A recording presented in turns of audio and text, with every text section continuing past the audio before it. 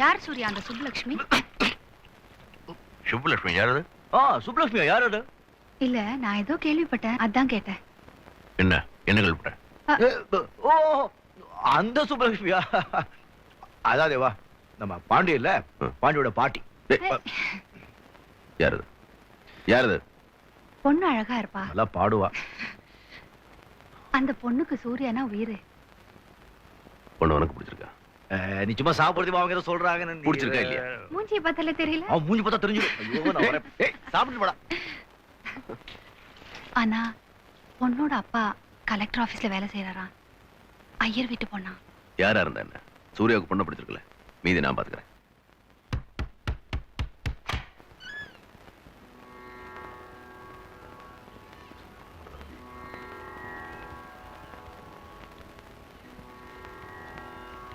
Srinivasan sir, Devarajan.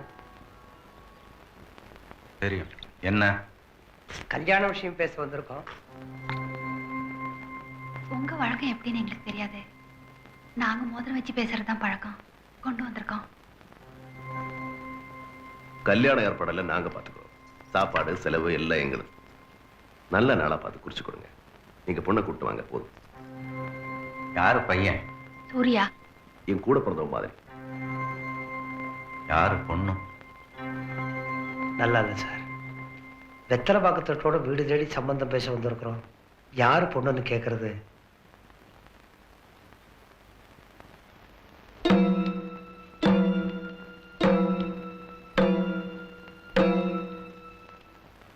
உனக்கு சூர்யாவை பிடிச்சிருக்கா? சொல்லு. பிடிச்சிருக்கு. அவனை கல்யாணம் பண்ணிக்க ஆசைப்படுறியா? எப்ப கல்யாணம் வச்சுக்கலாம்? நான் செத்தப்புறம். ஏ சூர்யாவுக்கு என்ன குறைச்சல்? சூர்யாங்கிறது யாரு? அவன் அப்பா யாரு? அம்மா யாரு? என்ன குலம்? சூர்யா உங்க ஜாதி இல்ல, வேற ஜாதி. தோளை சுத்தி உங்களை மாதிரி கயிறு இல்ல, அவ்வளவுதான். சீனிவாசன் அவ என்ன விட நல்லவன், உங்களை விட நல்லவன். வேற என்ன வேணும்? தகுதி வேணும். என்னையா பெரிய தகுதி, பொல்லாத தகுதி? உனக்கு என்னையா தகுதி இருக்கு? கலெக்டர் ஆபீஸ்ல குப்பை ஓட்டிட்டு இருக்க. பசின்னு யாராவது கிட்ட நல்லா கொடுப்பேன் நீ?